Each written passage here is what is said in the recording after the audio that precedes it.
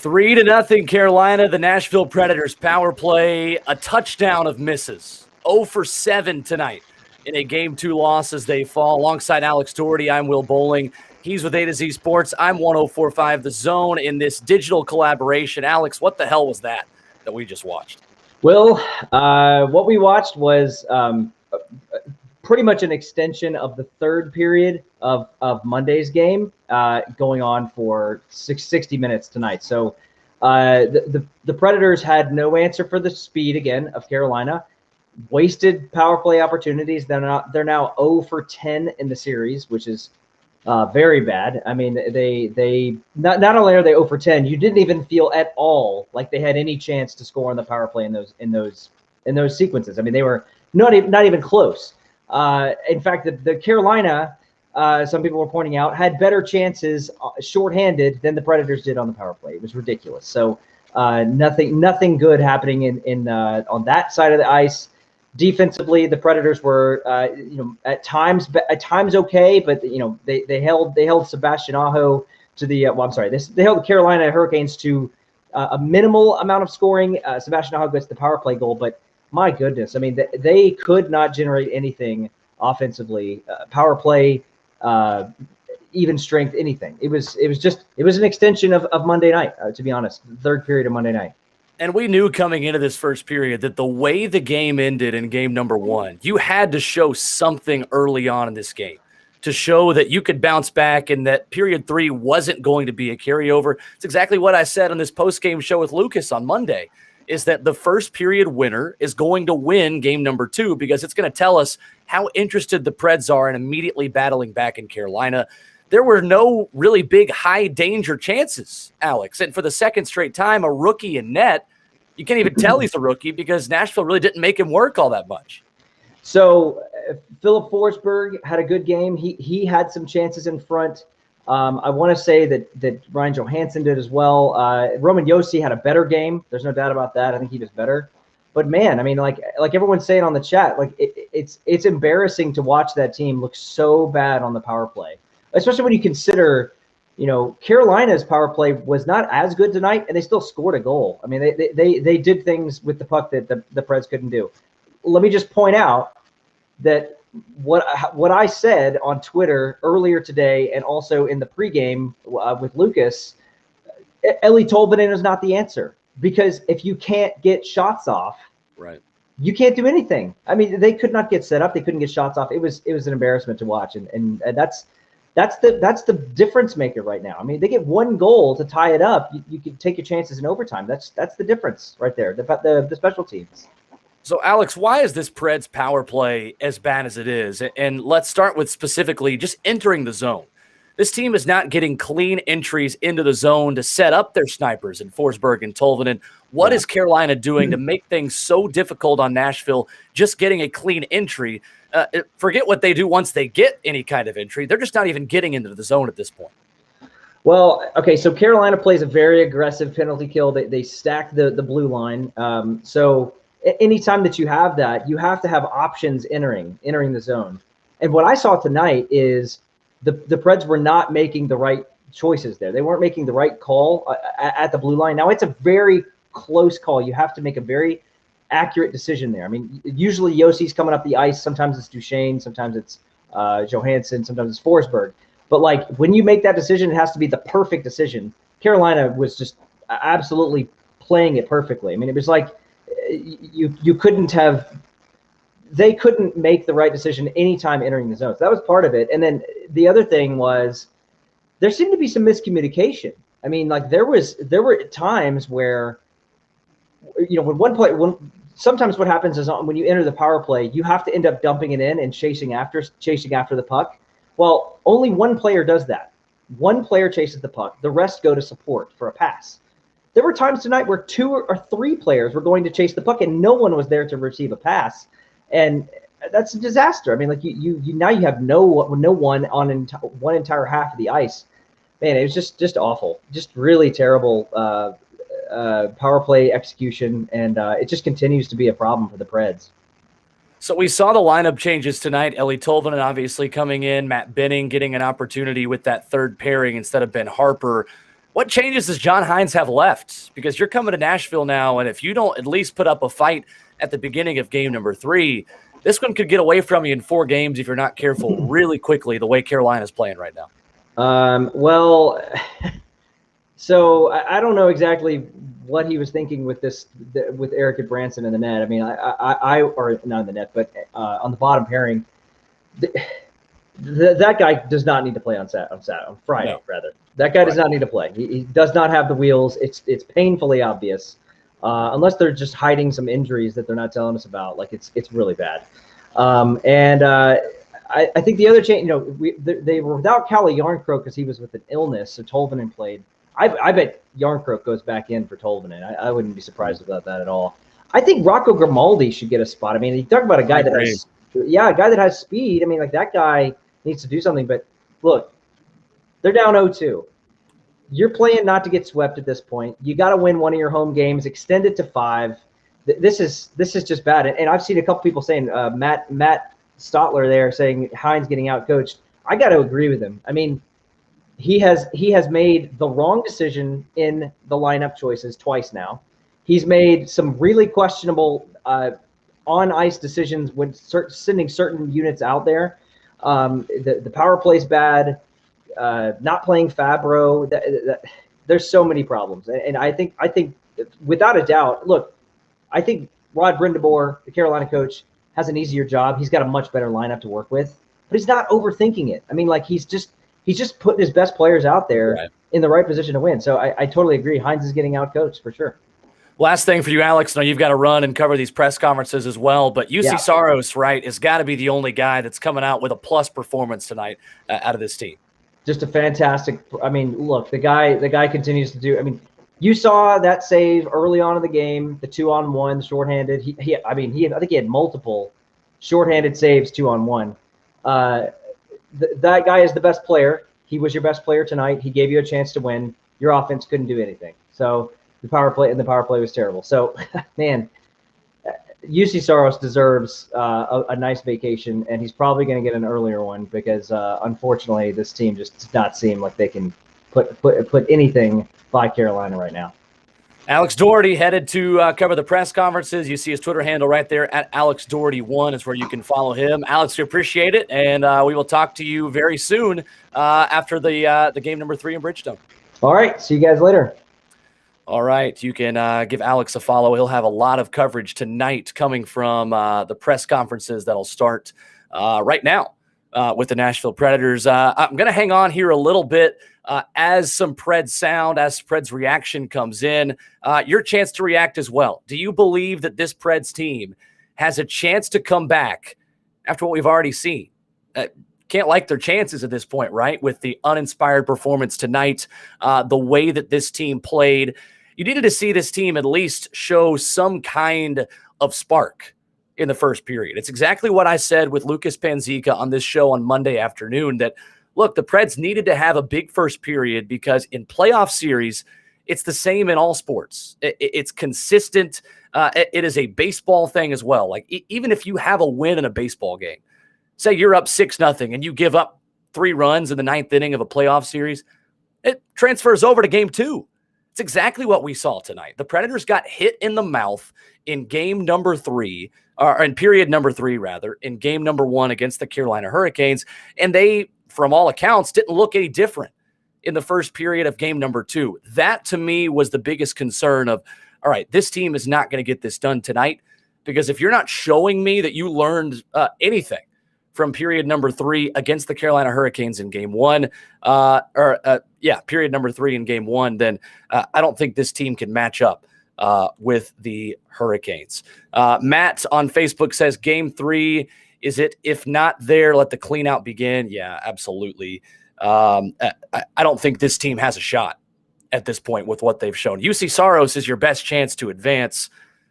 Yeah, UC Saros might steal you one at home. I'm sticking with Hurricanes in 5 at this point. I think the Predators can probably get one at home. I think they lose game 3, though, because the continuation of what just happened tonight, I think, is going to continue into game 3. So that's the question I've got for you now. Are you more confident in the Preds getting one at home, or is this team getting swept? I don't even think we need to have the conversation anymore of, does this team have a chance to come back? I think we all know this team at this point, the way they are currently constructed, the way they are currently playing, this team's not coming back the way they look right now, unless UC Saros just pulls off something absolutely spectacular to find a way to get this group in it. But we knew coming into round one of the playoffs that the Predators' best chance was UC Saros stealing one of these first two on the road and then going from there and maybe holding serve at home. Maybe you split at home and you're 2-2 going into game 5. At this point, with the momentum that Carolina has, I don't think there's any chance at this point of Saros stealing you one and getting you back in the series. He's going to have to steal 2 in a row at this point. On Periscope, BMCP says Saros can't steal a game if we can't score. You're absolutely right. I mean, look, he probably played well enough to steal this one. I mean, look, the save that he made early on in this game to keep it from being 2-0 very early on was spectacular. Sebastian Aho had a breakaway in the third period before they made it 3-0 and 2-0. And, you know, this team still has a shot at that point. And so, no, I agree that UC Saros, this is not on him by any means tonight. That is for sure. Joel on Facebook says they're getting one win. I agree. I think they drop game 3. I think they win game 4. Right? I mean, it's got to mean something, right? That you're playing back in Bridgestone Arena, a home playoff game when you didn't have one last year. You're back in this building for the first time since 2019 when Dallas knocked you out in the first round. I think this team gets one just because, you know, it's almost like if it's going to be unlucky, but you're going to, like, just by having so many power plays, eventually get a power play goal, right? I mean, there's so many opportunities to get soft goals in the NHL and soft goals if a team turns it over on their own penalty kill, that this team is just going to find itself with a 2-on-1 and score. I mean, it's bound to happen with the law of averages, surely at this point. Money on Periscope says, what do you think, sweep or comeback? I'm saying sweep. If I have to pick between those two, I'm absolutely saying sweep. But no, I'm going to stick with Hurricanes in 5 at this point. I think UC Saros is playing well enough to where this team is going to score just based on the law of averages and the puck luck alone, surely at this point in this series. Matt on Facebook with a new comment as well. It's up to Poyle to realize you can't go in the offseason looking to come back with this same group. And this is the final discussion that I want to have, because as we creep closer to a Nashville Predators offseason, this is going to be the conversation pretty soon. Should the Nashville Predators blow up the roster and start over? Because honestly, I don't really care if you make 7 straight postseasons when you can't get out of the first round. This team is honestly doing itself more harm than good by continuing to get knocked out in the first round and losing to these division rivals in the opening round, like they did to Dallas, like they did to Winnipeg. I think this team is waiting too long and has sat pat for way too long, continuing to run it back with the guys that they have, right? I mean, how many first-round playoff exits does it take to realize that this core is not getting back to a Stanley Cup final? This core is not with a young Kevin Fiala that was on fire at the time in 2017. This team doesn't have a Ryan Johansson that was playing inspired the way he did in 2017. They don't have the top 4 that they did. PK Subban isn't playing out of his mind for this team anymore, obviously. There are not a lot of similarities between 2021 and 2017. I hate to break it to Nashville everywhere. I know a lot of people want it to be the same vibe, pun intended, because they came out of nowhere to make the playoffs, kind of like they did a little bit in 2017 on a team that was pretty solid. But look, this core is not taking you back to where it was in 2017, because at least that core had Pekka Rinne in his prime, who was the best goaltender in the league. And even then, that wasn't enough to get you a Stanley Cup, because Pekka Rinne and Pittsburgh looked about as bad as you could look in the first couple of games of that series. Here's the other thing for me. This Predators team had the best record in the NHL in shootouts. Best record in a skills competition that gets you nowhere in the postseason. I still claim, and I've been saying this with about a month left in the regular season, that if this Predators team had to play playoff hockey all season, had to play 5-on-5 in overtime, even just had to continue playing 3-on-3 or 4-on-4 the way it was in overtime and not go to a shootout, this team wouldn't still be playing at this point. Let's be honest with ourselves. I mean, Johansson's disconnected controller move, which is pretty sick. I mean, I'll say it. It's awesome. It's the reason why this team is still playing at this point. This team isn't built to win playoff hockey games like the one in 2017 was. It's built to win skills competitions and shootouts. Ryan Johansson's a great skills competition player. When he's playing in a shootout, trying to get you the extra point at home, like they were against Chicago when Chicago came back from nowhere to send them to overtime. So this team needs a complete rebuild. This is what happens when you don't buy and you don't sell for as long as the Nashville Predators have. You get stuck in the equivalent of 8-8 in the NFL. That's where the Nashville Predators are at this point. They're good enough to get out of their division, get in the playoffs, but until this team decides, let's either be aggressive buyers or aggressive sellers, this is going to be the result. UC Saros is great. By all accounts, he's probably deserving of a Vezina finalist. UC Saros is not carrying this roster and this constructed team any deeper in this postseason unless something major and radical changes with the special teams. And how long we've been saying that? Since 2017, the last time this team really made a run in the Stanley Cup playoffs. Evan, our resident Canes fan, we appreciate Evan, his comments here on the show. Canes fan, but it's hanging out in a Preds chat. Said Subban was still in the waning part of his prime then. He was a bad dude in 2017. He sure was. I mean, look, he was a bad dude the last time he played in a playoff series for the Predators after 2017 as well. It wasn't that bad. Joel says Poyle following the same formula and not successful for the playoffs. Time for a new vision. I don't know if this team ends up being the last one for David Poyle. And honestly, with how much David Poyle is given to this franchise, David Poyle is going to go out when David Poyle is ready to go out, right? I mean, even if he's let go by the Nashville Predators, I don't see David Poyle being officially, quote-unquote, fired by the Nashville Predators unless, something wild happens. I mean, it's going to be a retirement whenever it happens, obviously, from a PR standpoint. But I don't know. I think you maybe give him one last chance to kind of start over and maybe give somebody else the pieces for whoever's next, whether that's Paul Fenton coming back to Nashville, whether that's Brian Poyle, whoever it is. You may see him get one last chance in this offseason to either sign UC Saros or don't, or make one last go at adjustments, because this team has really just been running it back way too much. Lucas on YouTube says, what do you think needs to change? I think the core needs to change. Alex Daugherty said with us on Monday that David Poyle right now has $18 million this offseason of open money. He's got to sign Ellie Tolvanen, Tanner Jeannot, UC Saros, Mikhail Granlund on his one-year deal. That's expiring. All that to say, you've got a lot of big contracts on this team. Matt Duchene's on a 7-year deal, right? You've got a lot of big contracts. Ryan Ellis, big deal. Victor Arvidsson's on a big deal. Ryan Johansson, long-term deal. You've got a lot of guys that you've got to keep or not keep in Nashville. You don't have a lot of money to do it.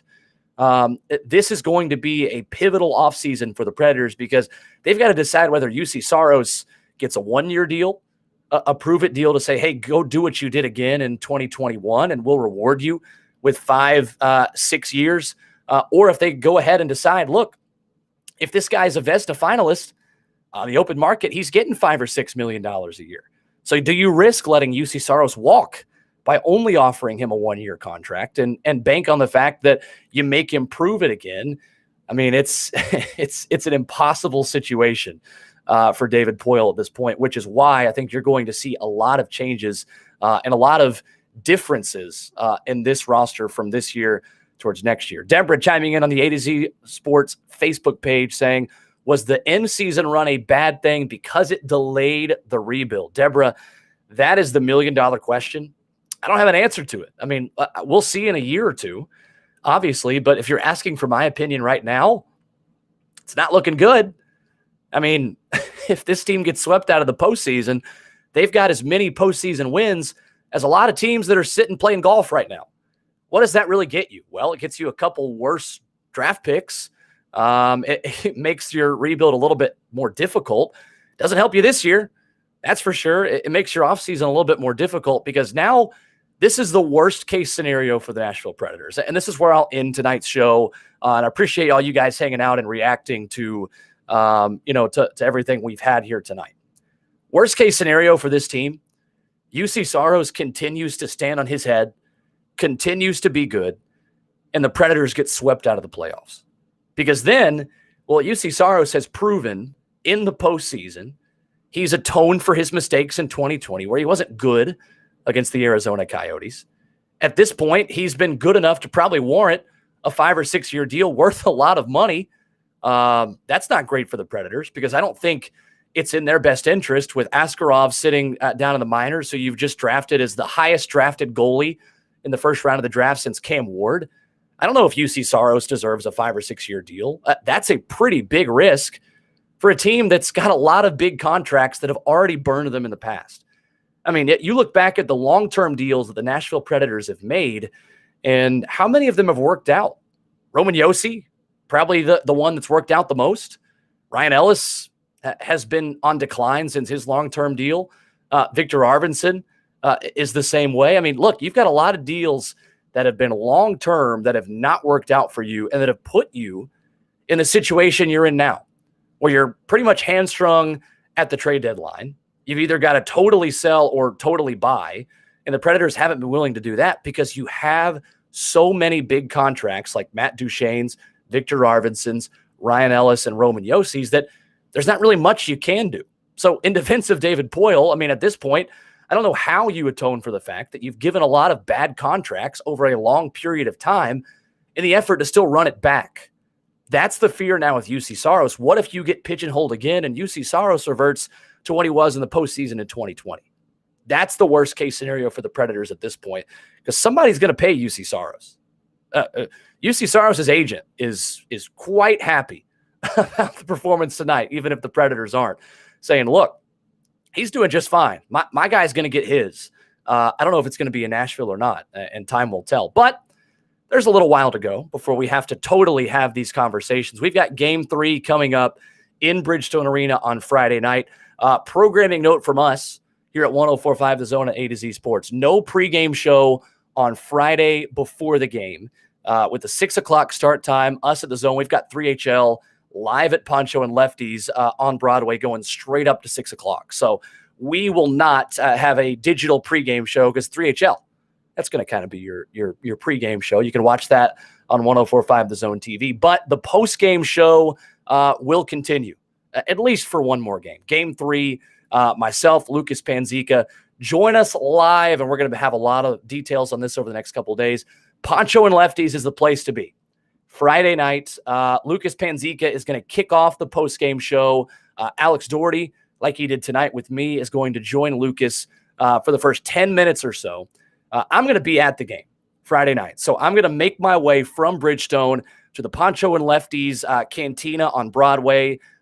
Great margs, great the adobo chicken tacos, best tacos in Nashville for me. So come join us there. We're either going to be drowning our sorrows possibly as well, drinking a lot of margaritas and talking about what went wrong for the Nashville Predators again in Game 3, or maybe we have a little bit of hope. Who's to say? I don't think that's going to happen, but join us either way. Meet myself, Lucas Panzica, live at Poncho and Lefties. We'll be on the rooftop either way, drinking some margs, hanging out with you guys on Friday night. So immediately after the game, Lucas and Alex will kick things off. And then I will join Lucas for a second segment. We'll basically shut down that stream, relaunch a new stream. Evan says puns for days. Oh, you're absolutely right. Relaunch a new stream and have me and Lucas chilling with you guys. Whatever questions you have, we will be there hanging out as long as the people want to hang out at Poncho and Lefties on Broadway. So either way, it'll be a fun Friday night on Broadway in Nashville. Evan says puns for days. Yeah, we love that. Tim gets the final question tonight, saying, how do we feel if the Preds take the next 2? Look, I mean, if they take the next 2, great. I don't know how that's going to happen. Honestly, tonight was probably the blueprint. You get 7 power plays and UC Saros stands on his head as good as he possibly could have been, and you still didn't win. Game 1, you got him tied after 2 periods. You still don't win. It's a good question, Tim. I'm not knocking you for asking the question, but I just don't see any way this team can string together 2 consecutive wins over the Carolina Hurricanes at this point. And at this point, that's what they have to do. They're going to have to win 2 straight at some point in order to steal this series away from the top-seeded Canes. So we'll see you Friday night. No pregame coverage. Tune into 3HL on 104.5 The Zone and Zone TV. Come hang out with us 3 to 6 at Poncho and Lefty's Cantina right next to Bridgestone Arena. I could throw a rock and hit it Friday night on Broadway. And then come hang out with me and Lucas after the game, drink some Marge, talk some Preds on Friday night. But until then, special thanks to Alex Daugherty for joining us. Lots more to come from The Zone and A to Z Sports reacting to this.